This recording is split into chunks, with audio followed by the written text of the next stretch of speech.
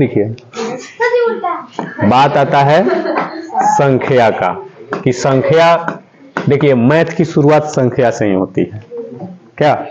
अगर मैथ आपको पढ़ना है तो सबसे पहले संख्या आना चाहिए, यानी गिनती आना चाहिए, तभी जाके हम मैथ पढ़ सकते हैं। तो सबसे पहले बात आती है कि संख्या किसे कहते हैं। तो कहेंगे कि संख्या वह गणितीय रूप है, ठीक है, याद करते चलना है। संख्या वह गणितीय रूप है जिसका उपयोग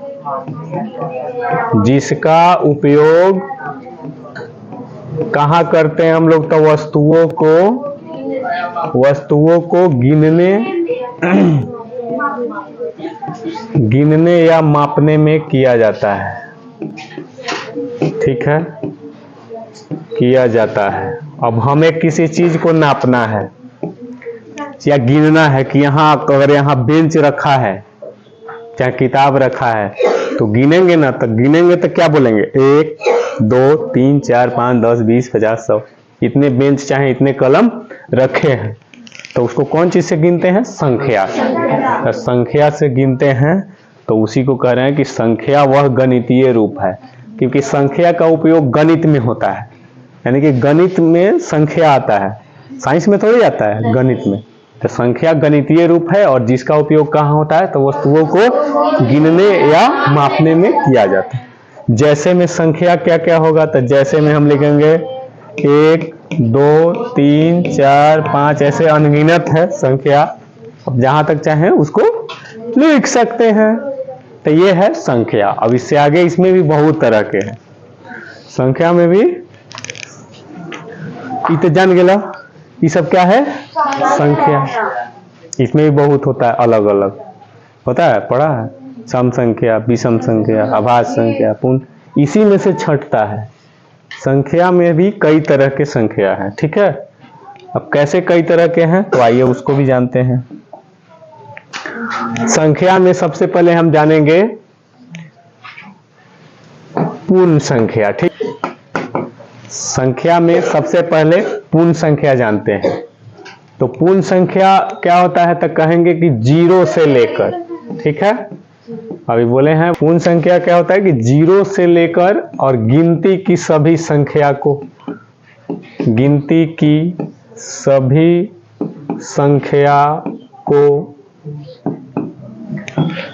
पूर्ण संख्या कहते हैं, पूर्ण संख्या कहते हैं। तो पूर्ण संख्या जान जाइए कि 0 से शुरू होता है और गिनती की संख्या जितनी भी हो वो सभी कहलाता है पूर्ण संख्या। तो पूर्ण संख्या 0 से शुरू होती है, ये चीज याद रखना है और नोट करते चलना है। पूर्ण संख्या किसे कहते हैं, और आपको याद है तो अच्छी बात है, नहीं याद है तो नोट करते चलना है और याद इसको कर लेना है, आगे इसका जरूरी पड़ता है, ठीक है। याद है तो ठीक है, नहीं याद है तो नोट करके याद कर लेना है, ठीक है। पूर्ण संख्या कहाँ से शुरू होता है, 0 से, और गिनती की जितने भी संख्या है वो सभी क्या है, पूर्ण संख्या है, ठीक है। पूर्ण संख्या संख्या में से अलग हुआ है, मतलब उसी से मिलकर बन रहा है पूर्ण संख्या। पूर्ण संख्या के बाद अब आते हैं प्राकृत संख्या पर। तो पहले पूर्ण संख्या के बाद लाइन बाय लाइन हम आपको बता रहे हैं, समझ में आ रहा है, लाइन बाय लाइन किसके बाद क्या होता है, इधर उधर से नहीं, अच्छा से लाइन से। ये सभी आगे के आपके आगे क्लास के लिए जरूरी है, समझा कि नहीं, इसलिए एक नोट बना के रखिए।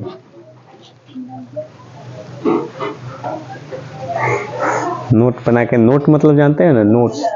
एक कॉपी में इस चीज को एक पाना में लाइन से अच्छा से लिखिए, पहले संख्या, फिर पूर्ण संख्या, फिर उसके बाद प्राकृत संख्या। तो पहले समझना है, प्राकृत संख्या 1 से शुरू होता है, 1 से लेकर बोलेंगे गिनती की सभी संख्या को, गिनती की सभी संख्या को प्राकृत संख्या कहते हैं, प्राकृत संख्या कहते हैं। तो प्राकृत संख्या याद रखना है, 1 से शुरू होता है और गिनती की जितनी भी संख्या है वो सभी प्राकृत संख्या है। प्राकृत संख्या एक से शुरू होता है, याद रखना है। एक से लेकर गिनती की सभी संख्या को प्राकृत संख्या कहते हैं। जैसे में भी लिख देना है, जैसे में प्राकृत संख्या कहाँ से शुरू करना है, एक से। 1 2 3 4 ये सब कथी की संख्या है, गिनती की। पूछेगा सबसे छोटी प्राकृत संख्या कौन है, हाँ। प्राकृत संख्या कितना शुरू होता है, 1 से। और गिनती की जितने भी संख्या 100 200 500 1000 लाख करोड़, क्या प्राकृत के बाद अब आते हैं, अब इसमें से छाट छाट के लिखेंगे। अब लिखेंगे सम संख्या, जो आपके लिए बहुत जरूरी है। पहले तो समझना है, फिर इसको नोट करना है। पहले समझ लेना है अच्छा से, ठीक है। सम संख्या किसको कहते हैं, तो कहेंगे कि वैसी संख्या, गिनती में से ही रहती है ऐसी संख्या, कहेंगे कि वैसी संख्या जो 2 से पूरी तरह विभाजित हो जाए। वैसी संख्या जो 2 से पूरी तरह विभाजित हो जाए उसे सम संख्या कहते हैं। यानी कि 2 से पूरा वो कटना चाहिए, एक शेष नहीं बचना चाहिए, 0 आना चाहिए, उसे सम संख्या कहते हैं। जैसे शुरू करेंगे हम लोग 2 से, जैसे में लिखेंगे, जैसे 2 4 6 8, यानी 2 का पहाड़ा पढ़ते चल जाना है, आगे जितना तक पढ़ सकें आप। ये सभी सम संख्या है, क्योंकि 2 से पूरी तरह कट जाए। तो याद रखना है, सम संख्या वैसी संख्या जो 2 से पूरी तरह कट जाए। 2 से पूरी तरह विभाजित मतलब कट जाए। यहाँ 2 है, चाहिएगा 2 को 2 के पहाड़ा में, 4 भी 2 के पहाड़ा में, 6 भी 2 के पहाड़ा में, 8 भी 2 के पहाड़ा में। यानी कि सम संख्या 2 से पूरा तरह कटता है। वही 3 लिख देंगे तो पूरा नहीं कटेगा। 2 से कटाइएगा, 2 एकम 2 है, बच जाएगा 1। तो इसलिए इस 3 सम संख्या नहीं है। सम संख्या वही होगा जो 2 से पूरा कट जाए। याद हो गया? याद करते चलना है, कॉपी में उतारते चलना है। आता है फिर भी, नहीं आता है फिर। सम के बाद क्या आता है, अब आते हैं विषम संख्या पर। जिसको सम संख्या याद होगा उसको विषम भी आसानी से याद हो जाएगा। सम संख्या के बाद विषम संख्या में लिखेंगे कि वैसी संख्या जो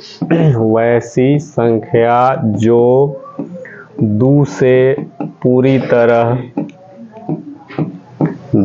पूरी तरह विभाजित न हो। इसमें न लगा देना है।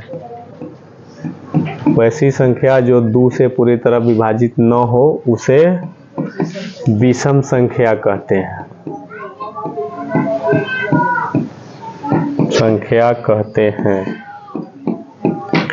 तो विषम संख्या हम शुरू करेंगे 1 से, क्योंकि 1 में 2 से भागा नहीं लगता है।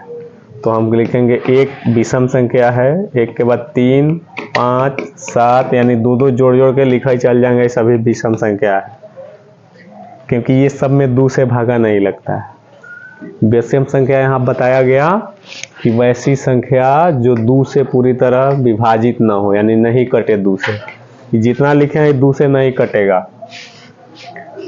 और लिखना बहुत आसान है, 2-3 ठो लिखिए, उसमें 2 जोड़े चल जाइए, बढ़ावे चल जाइए, सभी विषम संख्या हो जाएगा। तो सम संख्या और विषम संख्या दोनों में थोड़ा सा फर्क है। 2 से पूरा तरह कट जाए सम, और 2 से पूरा तरह नहीं कटे वो जैसे में लिखिए ले ला। तो देखो प्यारे, विषम के बाद अब आता है प्यारे हमारे अभाज्य संख्या। ठीक है, विषम संख्या के बाद हमें लिखना है अभाज्य संख्या। तो आप आराम से लिख सकते हैं, और नहीं तो देख सकते हैं। वैसी संख्या होता है जो एक और स्वयं या खुद कह सकते हैं, एक और स्वयं को छोड़कर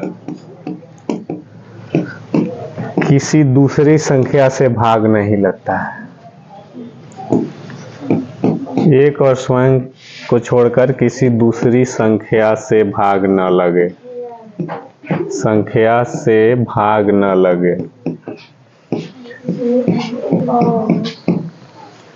वैसी संख्या जो एक और स्वयं को छोड़कर किसी दूसरी संख्या से भाग न लगे, उसे हम कहते हैं अभागा, अभाज संख्या। अभागा तो वो है जो समय रहते नहीं सुधरे। वक्त कहते हैं ना कि वक्त रहते सुधर जाओ, न तो वक्त सुधारेगा ना तो बहुत बुरा होगा। इसलिए कोई भी बुरी आदत हो, कोई भी खराब चीज कर रहे हो, उसको वक्त रहते सुधार लो, वरना एक दिन ऐसा आएगा कि न घर के रहोगे न घाट के रहोगे। ठीक है, इसलिए मेरा आप सभी से निवेदन है, कोई भी चीज कर रहे हैं गलत सलत तो वक्त रहते सुधर जाओ, वरना सच कभी छुपता नहीं। जैसे अभाज्य संख्या में 1 हो जाएगा, 3 हो जाएगा, 5 हो जाएगा, 7 हो जाएगा, 11 हो जाएगा, इस सब में किसी दूसरी संख्या से भाग नहीं लगता है, सिर्फ 1 से और जो संख्या लिखा है उतना ही से भाग लगेगा, तो किसी दूसरे से इसमें भाग नहीं लगेगा। तो इसको कहते हैं मेरे प्यारे अभाज्य संख्या। तो इसको नोट करके याद कर जाना है, आपके लिए बहुत जरूरी है इसको जान लेना। अभाज्य संख्या होता है जो एक और खुद को छोड़कर किसी दूसरी से भाग न लगे। तो आप लोगों से भी विनती है कि अपने और अपने घर के आदमी को छोड़कर किसी दूसरे से भरोसा कभी मत कीजिएगा। ये न तो अभागा होगा, वहीं दूसरे पर भरोसा करेगा। एक और खुद को छोड़कर दूसरे से भरोसा करे वो अभागा होता है। तो आप लोगों से भी मेरा यही कहना है कि आप लोग खुद पे भरोसा कीजिए और अपने घर के परिवार पे भरोसा कीजिए, उसके अलावा किसी पे नहीं। ठीक है, ये भूल में मत रहो कि लोग हमारी इज्जत करते हैं। सलाही के माचिस का तीली देखे हैं, जब तक नहीं जलता है ना तब तक उसको लोग ऐसे मारेगा ना, ऐसे करेगा कि बुझे नहीं, वो ऐसे करेगा, जो जलाना होगा उससे जलाएगा, जल गया तो हट फेंक देता है तीली को। तो उसी तरह आदमी का जीवन है। आपसे जरूरी रहेगा, आपको बहुत पुल्हाएगा, बहुत इज्जत करेगा, आपका जरूरत खत्म हो जाएगा, माचिस के तीली जैसा फेंक दिया जाओगे। समझे कि नहीं? तो अभागा वही होता है जो दूसरे पर भरोसा करता है। Okay, thank you. भेल कम काय भेल कम रे, जितना रलक उतने रही, काय कम भेल। अभाज्य संख्या हो गया। उसके बाद लल्लू लाल। आइए लल्लू, अभाज्य के बाद एक पढ़ा देते हैं आपको भाज्य संख्या। ठीक है, समझे लल्लू, समझे रसगुल्लो। इस पे देखो मेरे प्यारे, भाज्य संख्या होता है वैसी संख्या, कहेंगे वैसी संख्या जिसका 2 से अधिक गुणनखंड हो। वैसी संख्या जिसका 2 से अधिक क्या हो तो गुणनखंड हो मेरे प्यारे। वैसी संख्या जिसका 2 से अधिक गुणनखंड हो उसे भाज्य संख्या कहते हैं लल्लू लाल।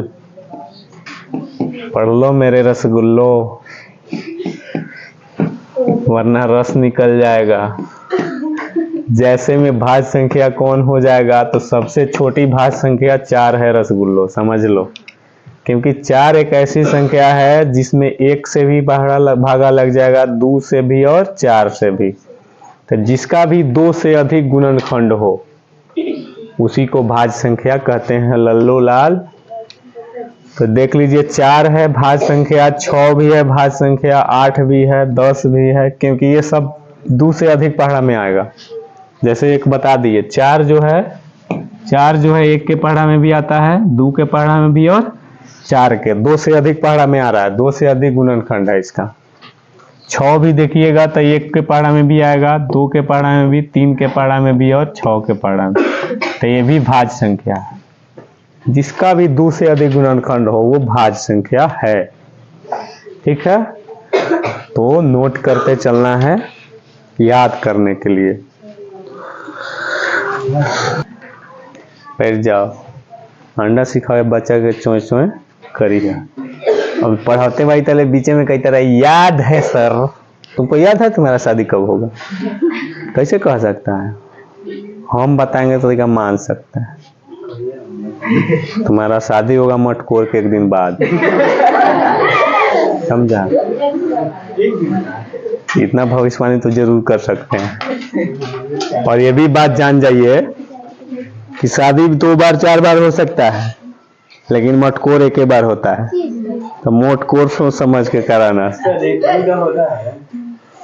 शादी बहुत बार कर सकता है, लेकिन मटकोर एक बार। अगर दोबारा शादी करना होगा ना तो उस दिन मटकोर नहीं कोड़ाता है, सीधे डायरेक्ट शादी होता है। पूछ लेना किसी से। ऐसा ही होता है, हमारे यहाँ ऐसा ही होता है। सत्यनारायण भगवान एक बेर खुश होकर, दूसरा बार में सीधे शराब दिए जर के भस्म हो जाएगा। समझ लो। एगो गाना सुना है, बेवफा तेरा यूं मुस्कुराना। बेवफा नहीं होता है, बेवफा तेरा यूं मुस्कुराना, भूल जाने कथी दो, भूल जाने के काबिल नहीं। जवन ज्यादा मुस्काए नु ओकरा पर भरोसा मत करिया, जवन मुस्काए वाला होई नु भरोसा न करे वाला रहा। समझा?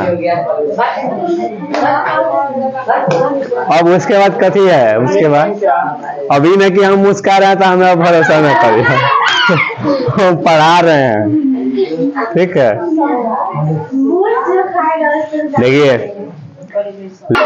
देखिए लाइफ में जो है ना, लाइफ में 2 चीज अपने आप को अपनाना चाहिए। अपने आप के लाइफ में, अपने लाइफ में जो है 2 चीज अपनाओ। एक तो साइलेंस यानी शांत रहने की कोशिश करो ज्यादा, और दूसरा जो चीज है वो है स्माइल। साइलेंस एंड स्माइल, ये 2 चीज जिसके पास है वो दुनिया में सफल है। शांत रहो, ज्यादा इधर उधर बोलो मत, कहीं भी रहो थोड़ा शांति दिखाओ। एंड स्माइल, मुस्कुराना तो बहुत जरूरी है। मुस्कुराने वाला, देखिए सफल व्यक्ति मुस्कुराए या ना मुस्कुराए, लेकिन मुस्कुराने वाला व्यक्ति सफल जरूर होता है।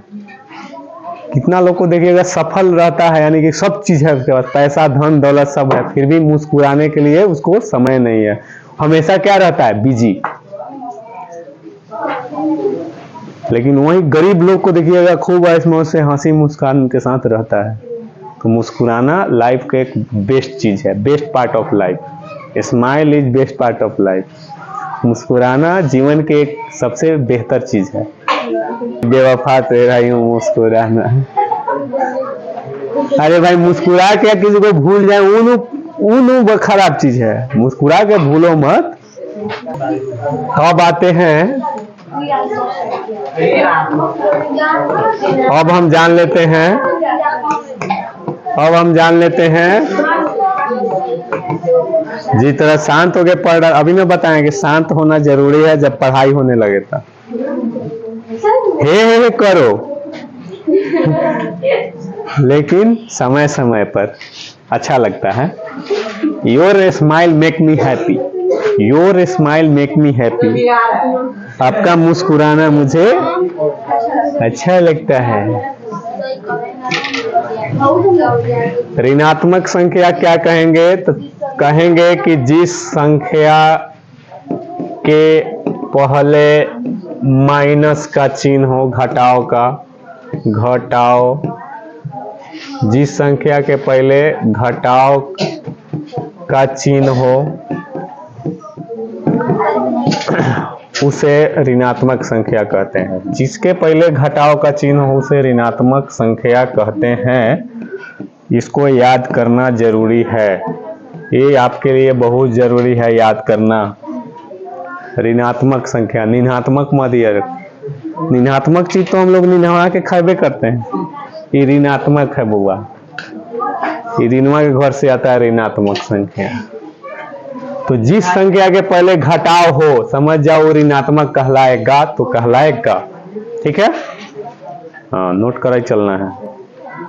और मेरा वीडियो भी बन रहा है, किसी में किसी के नाम धर देते हैं ना, नाम नहीं धरे क्या रे छोड़ी। ऋणात्मक हो गया।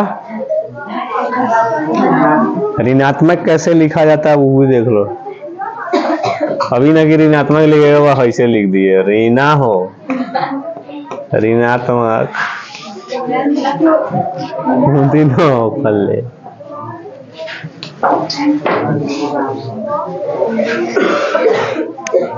हो गया ऋणात्मक, सब कोई लिख लिया है।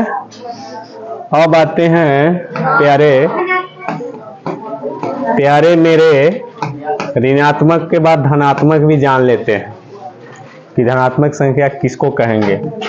तो हम कहेंगे कि जिस संख्या के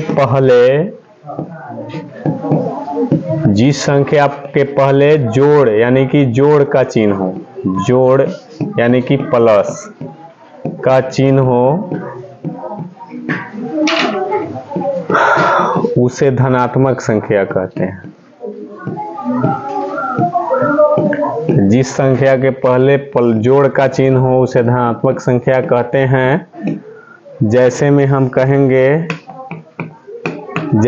कहेंगे 2, 3, 5, इसके पहले प्लस छुपा रहता है, ठीक है, तो इसको धनात्मक संख्या कहेंगे। वहीं ऋणात्मक में रहेगा माइनस रहेगा, वो ऋणात्मक है, और प्लस रहेगा धनात्मक है। ये दो चीज याद करके रखना है।